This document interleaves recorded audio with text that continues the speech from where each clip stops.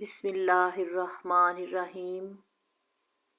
کتاب رات کی نفل نماز اور دن کے نوافل سے متعلق احکام و مسائل۔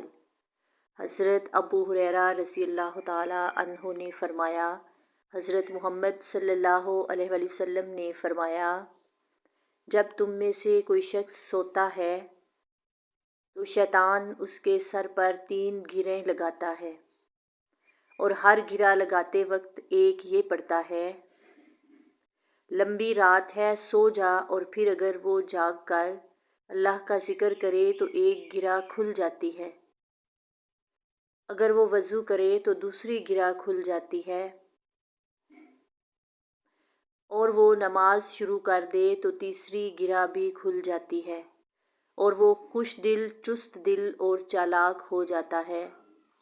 ورنہ بزدل اور سست رہتا ہے۔ مزید ویڈیوز دیکھنے کے لیے چینل کو لائک، شیئر اور سبسکرائب کریں۔